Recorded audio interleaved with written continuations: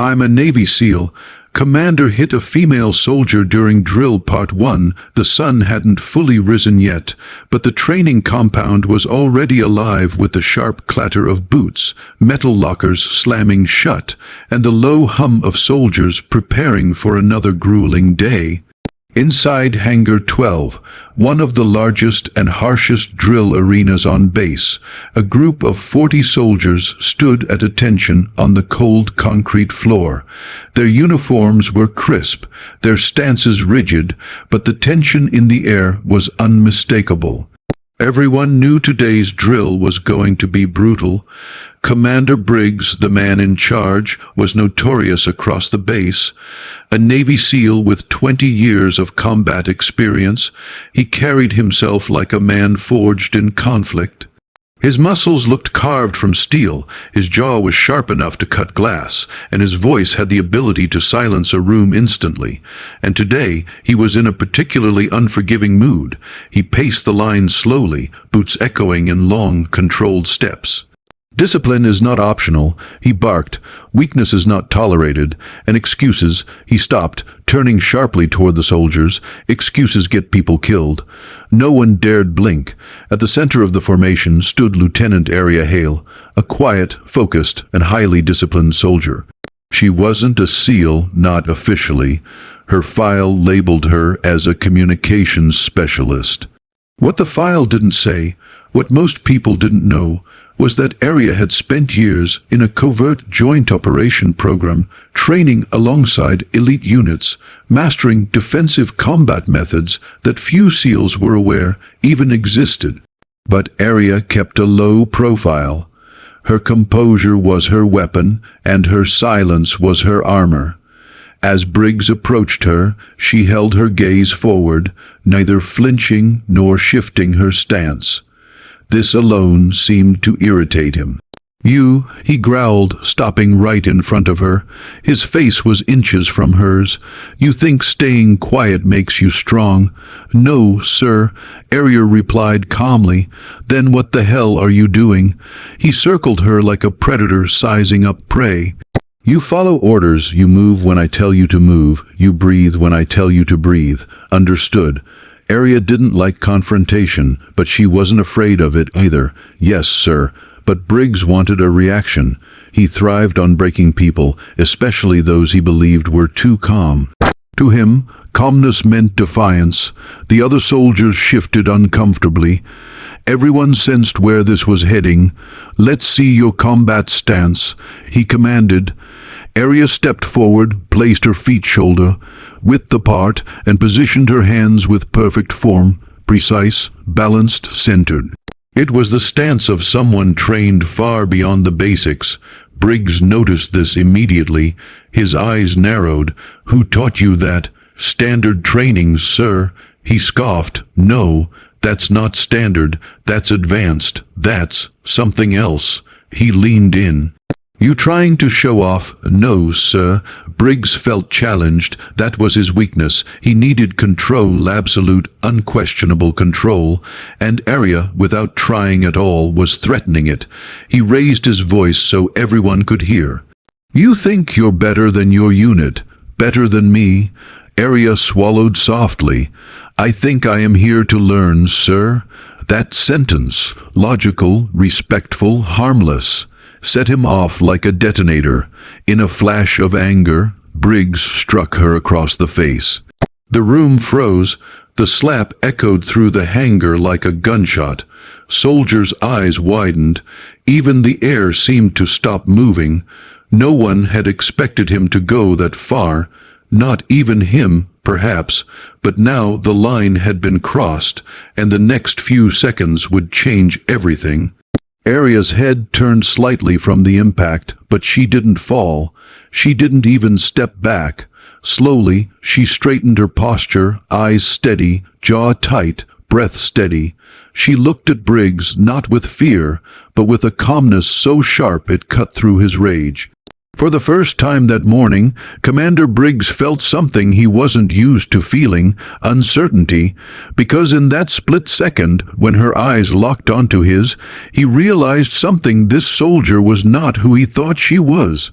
And whatever she was far more dangerous. The other soldiers held their breath, waiting.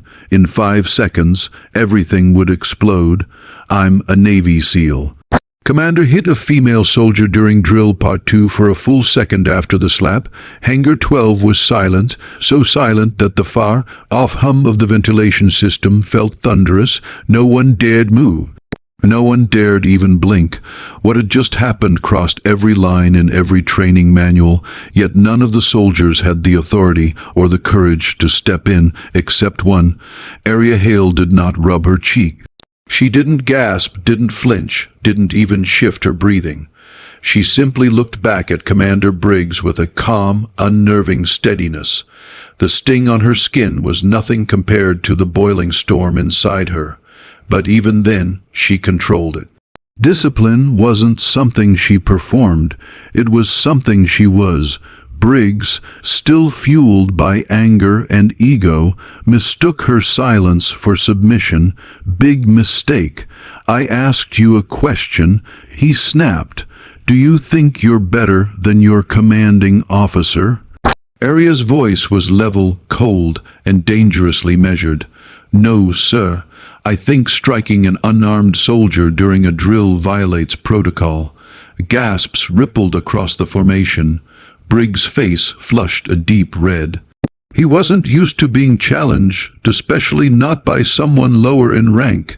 His reputation as a legendary Navy SEAL commander had gone unchallenged for years. People obeyed him out of respect or fear. Mostly fear. You don't get to question me, he roared, stepping closer. I've been in more combat zones than you've had birthdays. Area didn't respond. Her silence only made him angrier. What's wrong? He growled. You deaf now, or just stupid? He shoved her shoulder. It was meant to intimidate, to push her out of stance, to show dominance. Instead, Area barely shifted. Her feet held firm, body balanced, posture still perfect. It was the stance of someone trained to absorb impact, redirect energy, and strike with controlled precision. Briggs saw it again, that same advanced form he couldn't identify, and it infuriated him. He grabbed her arm. The soldiers watching tensed. Oh, hell no, whispered one. He's pushing it too far, muttered another, but neither dared step forward. This wasn't just a drill anymore. It was a test of power, and everyone feared getting caught in the crossfire. Briggs tightened his grip on Area's arm. I'm a Navy SEAL. Do you understand what that means? Area finally spoke, her voice low and chillingly steady. Yes, sir, it means you should know better. That was the moment everything broke. Briggs pulled his arm back, preparing to strike again, this time harder, this time to truly put her down. But he never got the chance, because Area moved, not out of panic, not out of anger, but out of absolute control. Her training, years of covert joint, force combat immersion, kicked in with surgical precision. To her, this wasn't emotional. It was mechanical, a calculation, a response to a threat. She stepped forward, pivoted her foot, locked her wrist, and in one fluid motion, snapped out of his grip before his hand could even swing. The movement was so fast that half the soldiers didn't even understand what they saw. What the Briggs began, he never finished. Area's strike was clean, precise, and perfectly placed. An open, palm blow to the sternum that knocked Briggs half a step backward, stealing the air from his lungs. He stumbled, shocked. For the first time in years, Commander Briggs felt completely off balance. He snarled, lunging toward her. You little... Area sidestepped, grabbed his wrist mid-swing, twisted it behind his back, and guided his momentum downward, all in a motion so smooth it looked choreographed. His knees slammed onto the concrete, echoing across the hangar. The soldiers froze. Their commander, an elite Navy SEAL, feared across the entire base, was now on the ground, pinned effortlessly by a soldier half his size, and Arya, she wasn't even breathing heavily. Briggs struggled, trying to force his way out of the hold, but the more he fought, the tighter her technique locked him down. What training is this? He gasped. Arya leaned slightly closer. The kind you don't teach here, sir. The room erupted in whispers. Some soldiers stared in awe, others in disbelief, a few in silent admiration, but all of them knew one thing: this was no ordinary soldier, and whatever Briggs had just awakened, he couldn't control it anymore. Briggs growled, furious and humiliated. "You think you can take me? I'm a SEAL." Arya released his arm and stepped back, not out of mercy but out of discipline. "I didn't attack you, sir," she said calmly. "I defended myself." The soldiers looked at each other. She was right, and that terrified Briggs even more than the fall. His ego shattered, his authority shaken, his pride bruised beyond repair, and this was only the beginning. Commander Briggs rose to his feet slowly, his breath ragged, his pride shattered, and his eyes burning with humiliation. No soldier on that base had ever seen him fall, not in drills, not in sparring, not even in the toughest combat simulations. And now he had been put on the ground by a soldier half his size, a soldier he had openly disrespected and struck. The weight of the moment pressed hard on everyone in Hangar 12. Arya Hale stood tall, hands at her sides, posture relaxed but ready, an unmistakable aura of control surrounding her like armor. She didn't gloat. She didn't smirk. She didn't allow triumph to stain her professionalism. She simply waited. A true warrior didn't need applause. Briggs' chest heaved as he struggled to process what had just happened. His pride battled his common sense, and pride was winning, again. He growled, pointing at her.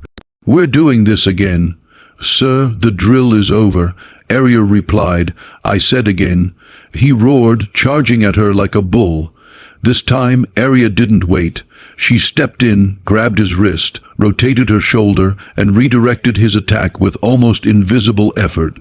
Briggs stumbled forward, and she tapped the back of his knee with a precise strike. He collapsed a second time, slamming into the mat. The soldiers flinched twice, in front of everyone, in under 5 seconds each time. Now there was no doubt Arya Hale was trained in something far above standard close-quarters combat, something elite, something classified. Briggs stayed on one knee, fists trembling, not from pain, from disbelief. "What are you?" he demanded. Arya didn't answer immediately. Silence stretched across the hangar like a tight rope. Finally, she spoke. "Someone who survived every war you never heard about, sir." A murmur rippled through the soldiers. She wasn't bragging. Her voice was steady, factual, and that made her words even heavier. Briggs tried to stand fully, but his legs wobbled. He caught himself on one hand, breath sharp. "This is insubordination," he barked weakly. "You assaulted a superior officer. You attacked a soldier during a non-contact drill," Arya replied. "What happened was self-defense." "And who taught you that?" He snapped. "That wasn't Army, wasn't Marine, not even Ranger level." Arya looked him in the eyes with a calm that unnerved everyone. "I trained in a joint special operations program you don't have clearance to know about." The soldiers gasped again. Briggs stared at her, stunned. You're telling me you're special forces?" "I'm telling you I didn't want to embarrass you," she said quietly. "You chose that yourself." One soldier couldn't help whispering, "Holy hell." Another murmured, "No wonder she didn't react when he hit her." Briggs' face went pale, not with fear, but with the crushing realization that the woman he had attempted to humiliate was a ghost from a unit he didn't even know existed. A soldier who moved like water and struck like a blade.